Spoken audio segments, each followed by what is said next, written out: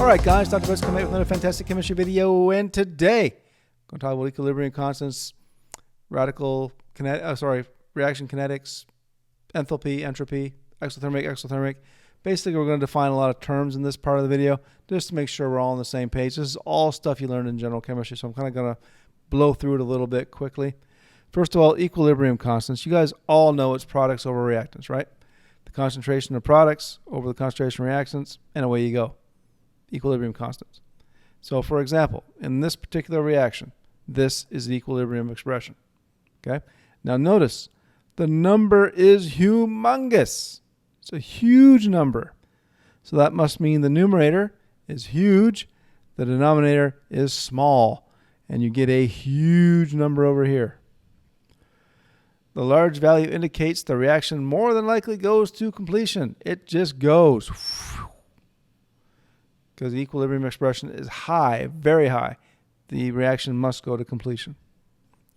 Enthalpy. Delta H. Heat released or absorbed during a chemical reaction at standard conditions. That's called enthalpy. There are exothermic and endothermic reactions. Exothermic, the heat is released into the environment. Endothermic, heat is absorbed from the environment. Reactions favor products with the lowest enthalpy. In other words, they have the strongest bonds or the highest bond dissociation energy. Okay? Generally speaking, this is true. Entropy. Delta S. Change in randomness, disorder, or freedom of movement. Basically, you probably learned this in general chemistry as the rise in disorder. Entropy. Increase your heat, your volume, and the number of particles, you increase your entropy. Spontaneous reactions maximize disorder and minimize enthalpy. Bond dissociation energies. I don't talk too much about bond dissociation energies because I don't want to have to memorize a damn table. Bond dissociation requires energy. You got to pump energy into a reaction to get bonds to break, typically speaking. Sometimes it's not very much energy. Sometimes you got to take energy out of a reaction if it's going too much. There are reactions that you have to cool down or else they'll just go crazy on you. This stuff happens, but that's all because of bond dissociation energy. Bond formation gives up energy. You get heat, generally speaking, if you make bonds. Because, obviously molecules and atoms want to have octets, so forming bonds typically lowers their energy. And there's two types of bond breaking. We've already learned about one called homolytic cleavage. Homolytic cleavage is like chlorine, for example, where one electron from the bond goes to each atom. And you get this kind of thing. Heterolytic cleavage, however, would be like, let me just draw it like this.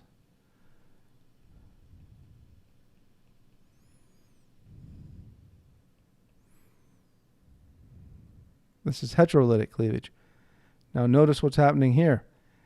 Both electrons in the bond are going to the chlorine.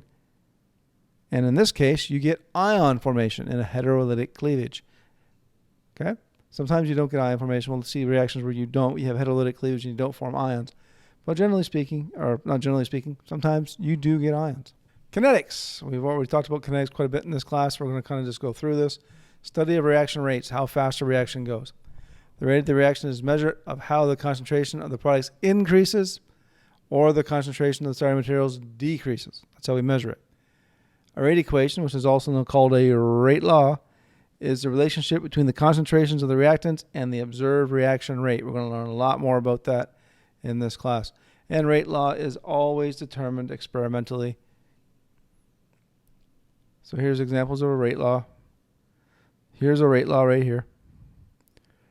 Now, remember, the rate laws are determined experimentally. All right? Now, the order is the number of molecules of the reactant which are present in the rate determining step. Write this down in your notes. This is important. The reaction order is the number of molecules of that reactant present in the rate determining step of a mechanism. In other words, in the slowest step of a mechanism. This is an important concept. Everything's important, but this is very important. We're going to harp on this a little bit. Order is the number of molecules of that reactant which is present in the rate determining step. So if I told you a reaction was first order, that would tell you that the slowest step has one molecule in it. Okay? If I told you it was second order, the slowest step has two molecules in it. All right? It's important stuff. We'll come back to it later on. Activation energy, the minimum kinetic energy needed to react. Remember, reactants must collide with enough energy to cause a chemical reaction. Reaction diagrams. We're going to see a few of these. Energy diagram of an exothermic reaction. Now, this is an energy diagram. Observe. Reactants are here. The energy of this reaction creeps up. Creeps up until it crescendos here. At the top of this hump is called a transition state. That's where bonds are literally being made and broken. And then the reaction will cascade down the other side and you'll get products. Now notice, this is delta H right here, the difference between the energy of the reactants and the products. That's delta H. This reaction is exothermic. It's giving off heat. How do I know? Delta H is going down. Delta H is negative. So it's giving off heat. All right? Rates of a multi-step reaction. The highest point in any energy diagram of the transition states are the transition states. Now, you may have 3 or 4 steps in a reaction, but generally speaking, we're going to stop at 2 in this class. You could have more, of course. If you have one hump in your reaction, one high point in your reaction, that is the only transition state you have. If you have 2 humps or 2 high points, you have 2 transition states. Okay?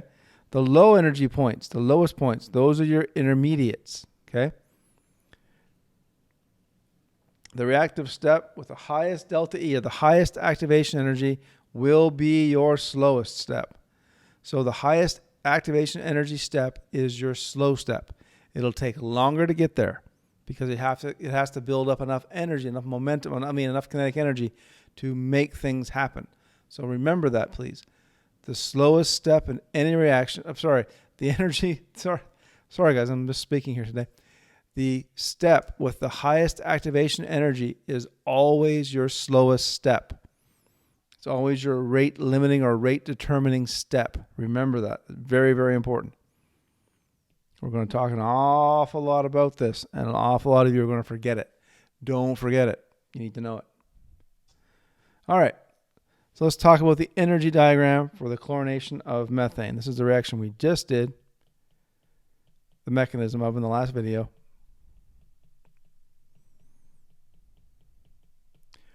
And its reaction diagram looks something like that. Here we have our methane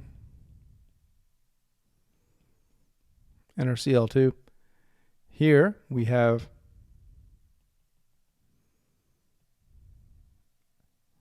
oops, I missed something there. Hold on. Okay. Here we have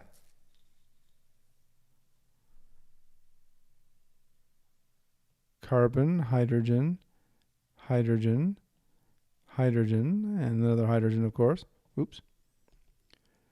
And this bond is being actively broken and actively made at the same time. And you give it this little double cross thing here. It indicates activation energy, or transition state, excuse me. So at this point, down here is where you have your methyl radical, plus you've also made HCl, right? And this is an intermediate. This is like a trough, like a little valley between 2 hills. This is where your intermediates are. Your reactive intermediates are always in these little low spots right here. And then here, oops.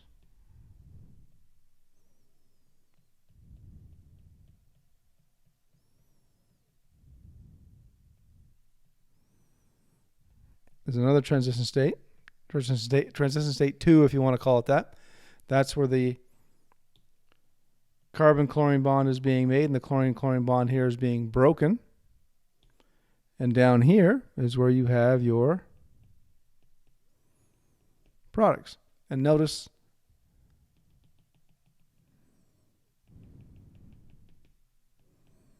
this is delta, oops.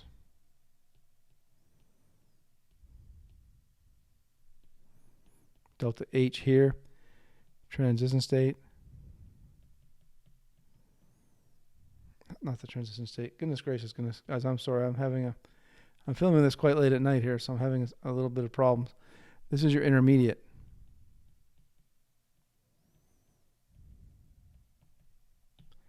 This is transition state 1.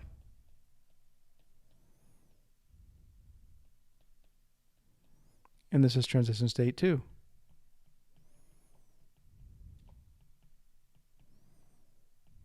This is the activation energy of the reaction. Okay, this is the activation energy of the second step. This is the rate determining step because it's the highest energy step. There's lots of things you can get from one of these little diagrams. Sorry, it's a little bit messy. But there's a lot of things you can determine from a diagram like this. So if I were you, I would learn how to draw it. And we'll leave it there for this video. We'll come back in another video and talk about primary, secondary, and tertiary hydrogens. And now with that, I want to wish you guys good luck and good chemistry. We'll see you soon, guys.